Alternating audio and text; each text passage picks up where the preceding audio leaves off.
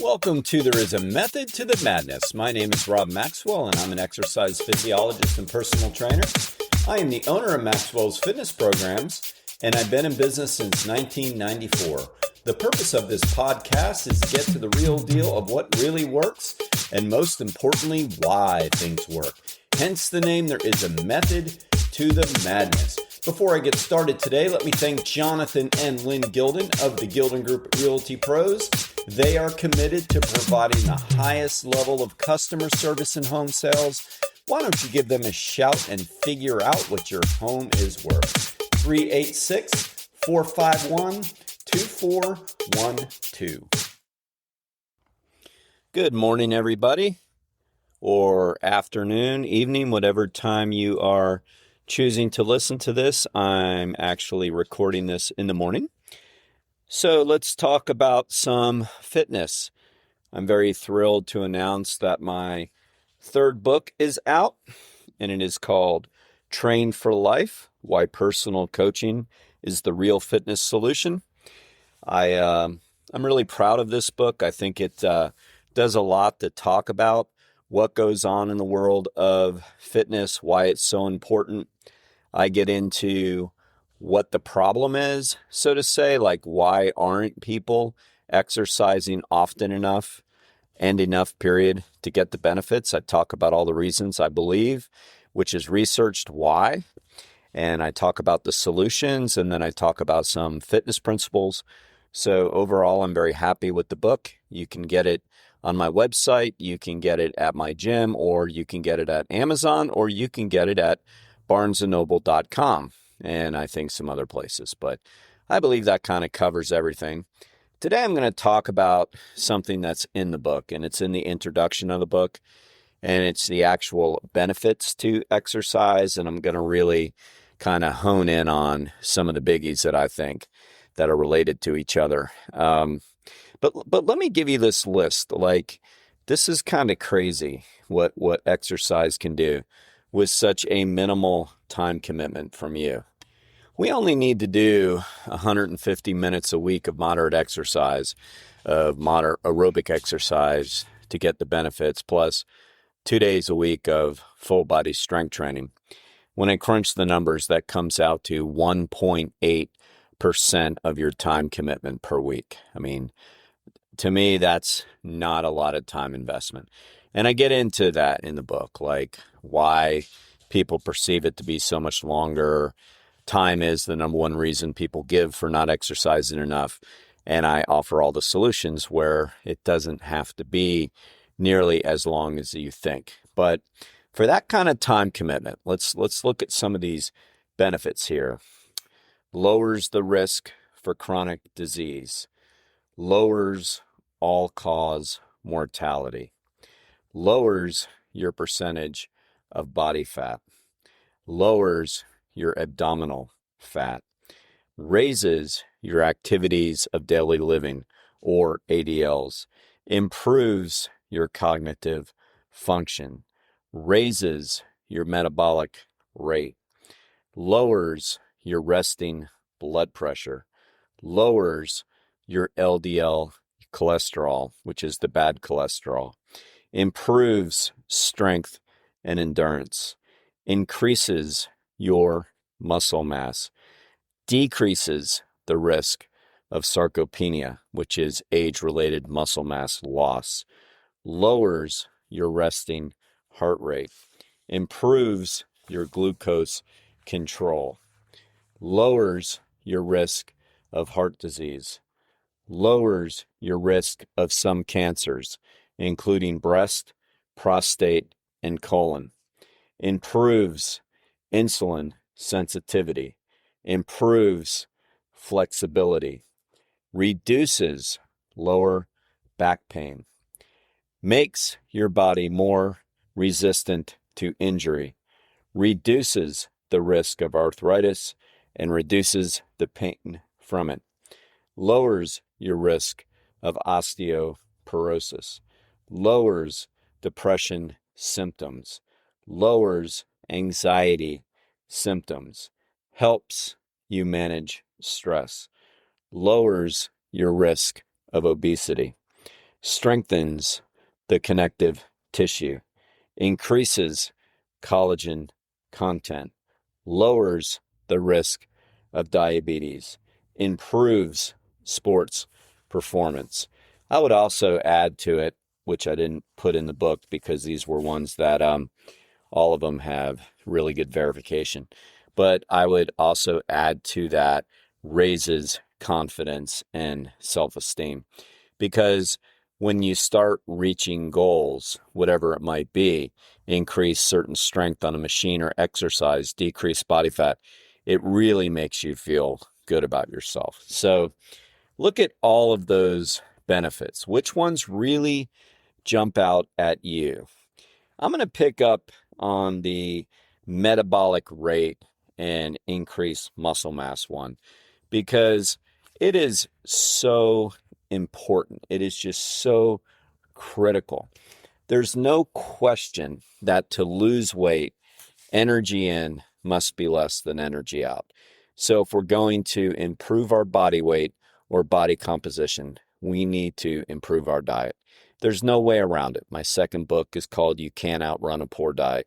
And it's all about that if we really want to lean out, lose body fat, we have to do something about our diet. We just can't exercise it away. It's a huge benefit to exercise, of course, but we also have to modify the diet. But let's look at the second part of this equation. So we have what is called a resting metabolic rate. And I would say people really do not understand the resting metabolic rate or their metabolism. They don't understand it.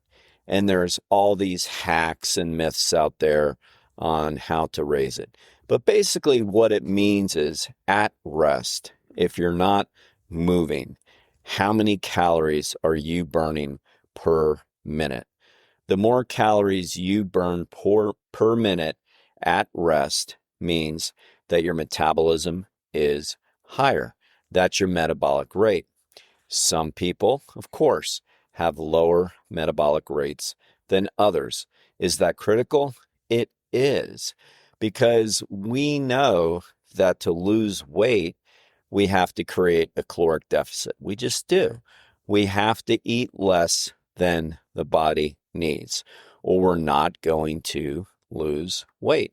But what if your body needs more calories to survive? That's what a higher metabolic rate is. So what if you need more than the next person? More for you.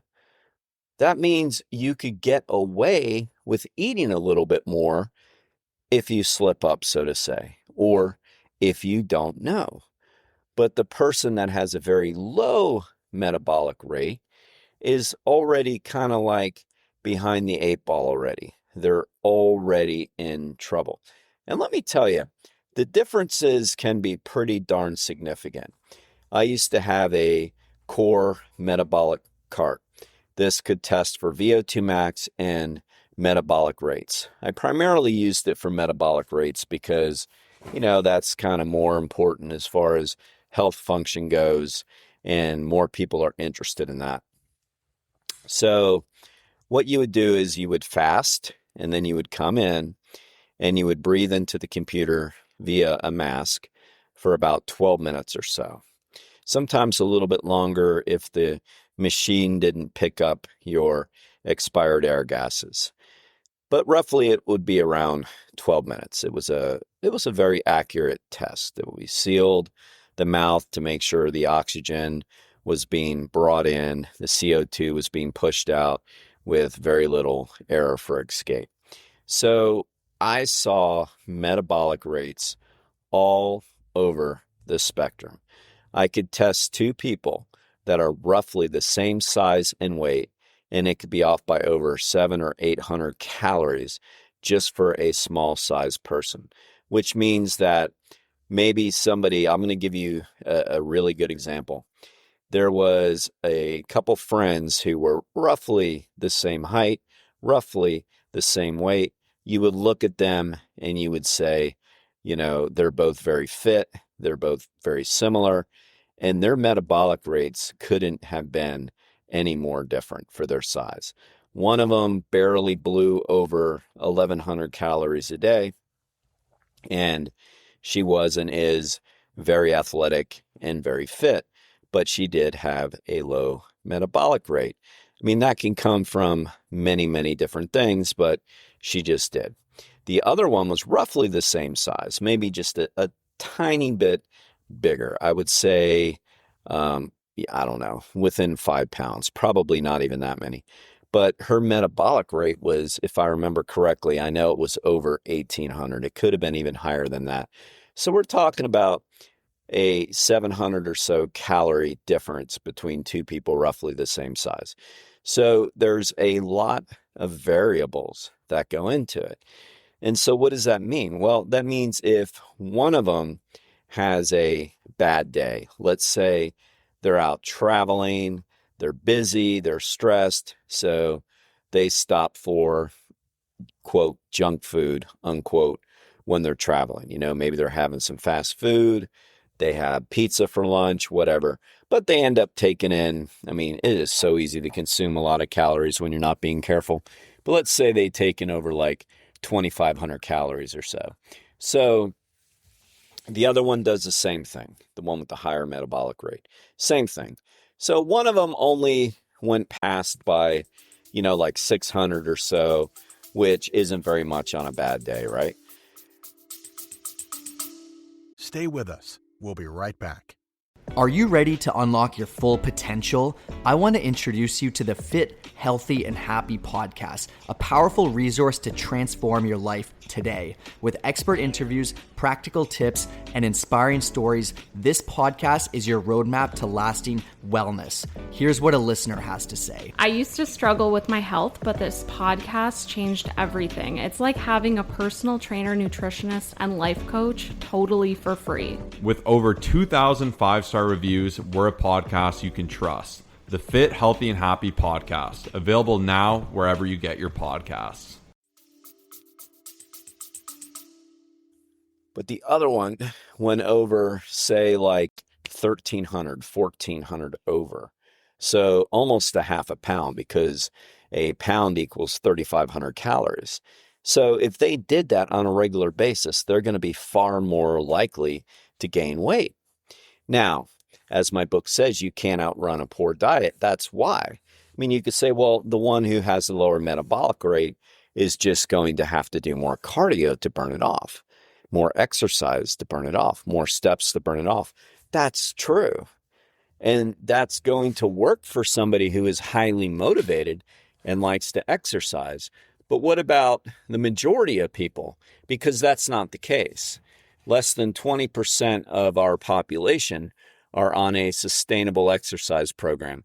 So that's just not going to happen. That is a problem. So you can see where metabolic rate is so important when it comes to losing weight, maintaining weight. So now let's talk about this a little bit. There are variables. There are some genetics involved, for sure. There's some genetics involved with obesity, for sure.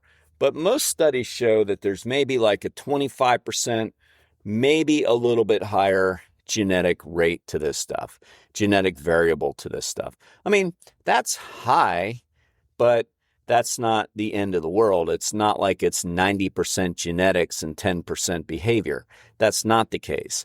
It's around maximum 25-30% genetics and roughly 75 to 70% what you do with it. So, 25%, would we like it lower than that? Sure, but that's still not awful. So there are some genetic variables for sure, but a lot of it isn't nature. A lot of it is nurture.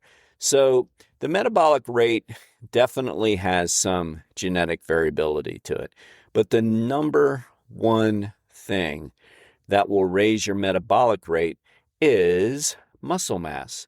We know that. If you are hearing that you can raise your metabolic rate from juices or foods, I mean, for goodness sakes, people literally used to tell people if they eat hot peppers, they're going to raise their metabolic rate. So if they, sit there and eat really, really hot foods, that's going to crank up the furnace on your body. None of that is true. Other people do things to go to extremes to try to change their metabolic rate. They'll either go sweat it out somewhere, in a sauna, or you see these people exercising to, burn off fat, which of course doesn't work, and they're in sweatsuits or whatever in the heat. Okay, and none of that raises your metabolic rate. And that, by the way, is very dangerous. Saunas are fine. That's all well and good. Sweating is fine, but sweating is not the same thing as losing weight or raising your metabolic rate. I like to sweat. There's a purification involved in sweating, for sure. But I also know because I sweat more, it doesn't mean that I burn more calories. And it certainly doesn't mean that I raise my metabolic rate. That flat out is not true. Other people have heard to go the opposite direction, to sleep naked or in very, very little clothes without a sheet or whatever, so you can get really cold at night, and that's going to help you burn body fat. Okay, so shivering does speed things up, but it's not your metabolic rate. It's not your resting metabolic rate anyway.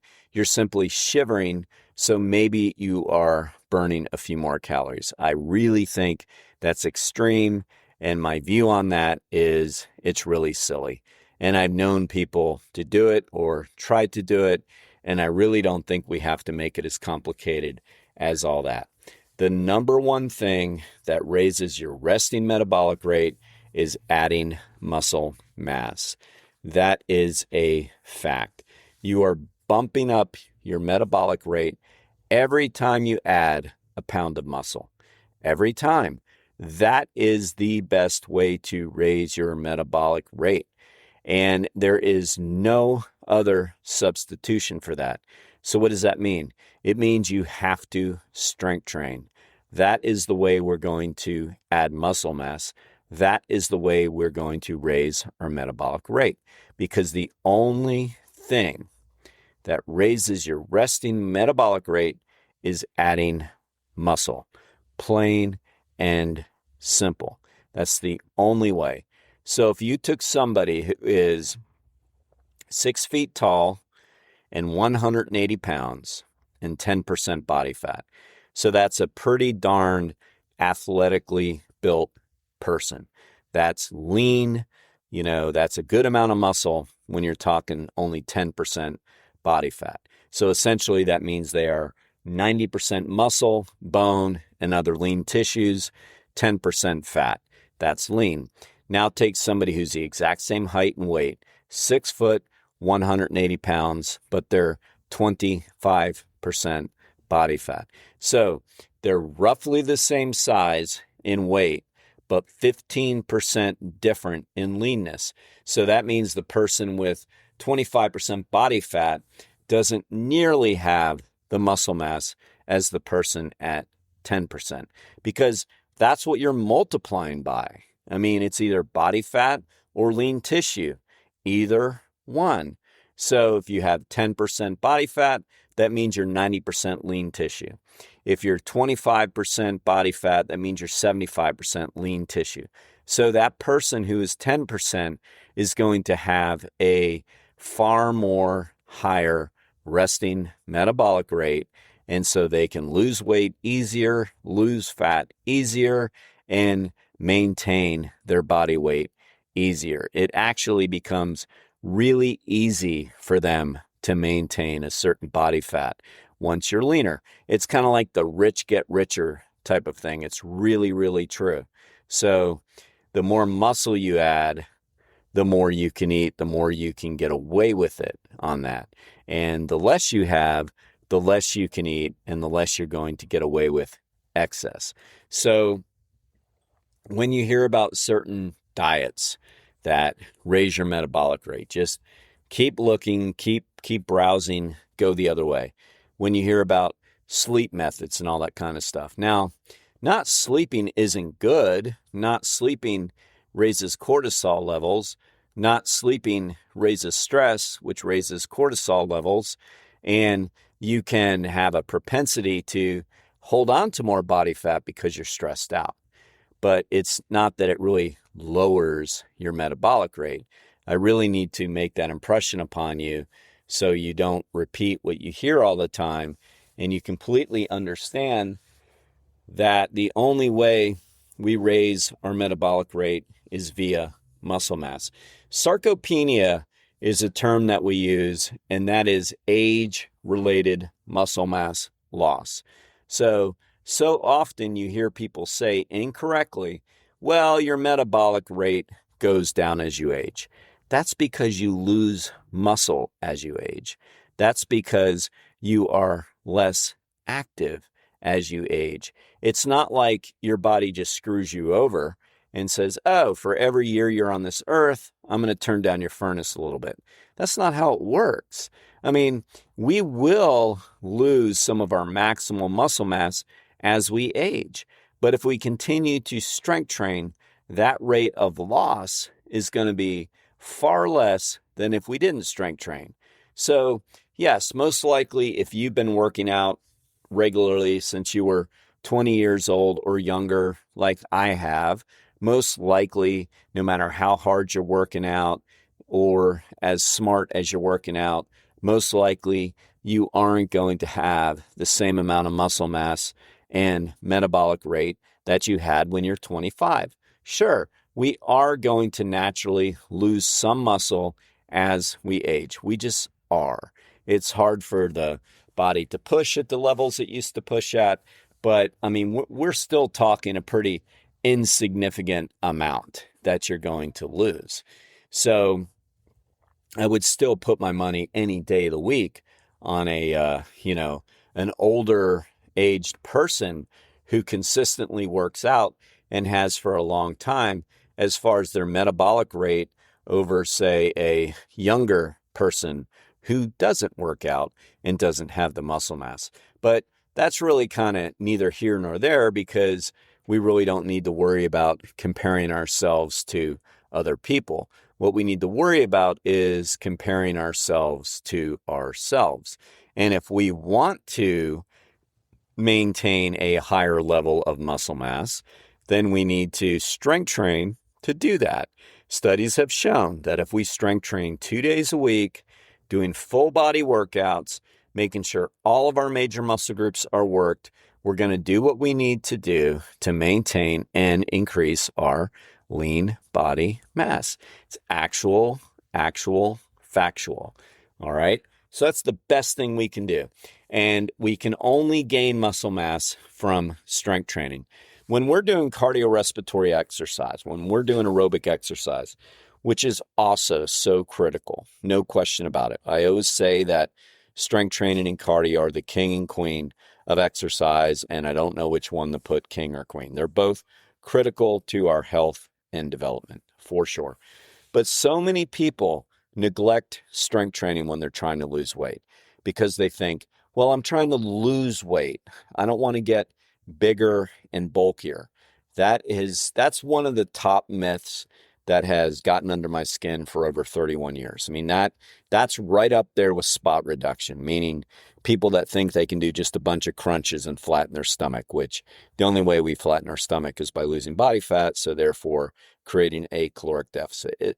Both of them are like right up there as far as the most annoying things people think, because it is so hard to get them to understand that's just not how it works. I mean, guys who are trying to put on insane amount of muscle, the kind that you see these steroid guys doing that are professional bodybuilders, insane kind of grotesque amount of muscle mass. I mean, I don't think that's a great look. To each their own, but taking metabolic or anabolic steroids to do that probably isn't the smartest thing anybody can do. But that kind of muscle mass, that takes so much dedication, drugs, and food. So somebody working out a couple times a week isn't going to put on that kind of muscle. I mean, we hear that a lot. We're going to hear, well, I don't want to get big. And it's like, okay, you're not going to most likely. Like if you had that kind of a build, you probably wouldn't, or you probably would have noticed already. Like bodybuilding frames are pretty much born and made. They're not just made. Like you really do have to have the genetics to put on that level of muscle mass where people really, really take notice. You have to have a certain body type, which is a mesomorph. You have to have longer muscle bellies and shorter tendons. That's genetic. You have to be more fast twitch muscle fiber. That's genetic. You have to be born with higher than normal levels of testosterone, insulin growth hormone, and human growth hormone. So, like, those are all genetic things. If you have that and you work out like a bodybuilder, then yes, you probably will look like one. If you don't, then you're simply going to get stronger and increase your natural amount of muscle mass, which you want to do. Studies have shown that if you strength train while you are dieting and doing your cardio to lose weight. So in other words, if you strength train during a caloric deficit, you're going to be far less likely to lose muscle weight as you lose weight. And we want that. We don't want to lose the muscle when we lose weight. I mean, I've seen people go on crash diets and they lose 20 pounds or more in a month, you know? I mean, that's not even that much. I've seen even higher than that, but that's still a lot. And then the majority of that weight that they lose, or at least 50% of it, is muscle. That's not good, because now when they start eating normal again, they've lowered their metabolism and they're going to gain even more weight than when they started. That's the problem. That's what happens all the time. People are like, that yo-yo. Why do I yo-yo? I lose the weight because I starve myself and I run every day. I lose the weight. Then a month later, I gain it all back. It's like, well, every time you do that, if you're doing it that way, where you're losing weight quickly and you're not strength training, then you are lowering your metabolism. And that is what is going to happen. All right. So the keys I want you to walk away with is, yes, we have to do our cardio for sure. And as you saw in the beginning of this podcast, how many of the benefits there are to exercise. Oh my goodness. Like, what did I list? 40? I mean, it's crazy how beneficial it is. I really picked up on the metabolic rate, fat loss, and adding muscle mass theme because it is so important. Close to 40% of the population is obese now. This isn't good. And this is one way we can change it. Add the strength training in so you can have that nice, attractive muscle mass, not overly bulky, because that's genetic, remember. And you're going to make your life so much easier when it comes to maintaining your weight and losing weight, more importantly, losing fat. And it just takes 2 days a week of committed strength training. All right, so let's do it. Thank you for listening to today's show. I ask you to please follow this show on wherever you get your podcasts, and also please hit automatic downloads. It really helps me and it helps the show. Now I want to thank Overhead Door of Daytona Beach, the premier garage door company in Volusia County, with the best product, with the best service. I can vouch for Jeff and Zach Hawk, the owners. They are great people. If you need any help with your garage doors, give them a shout. 386-222-3165.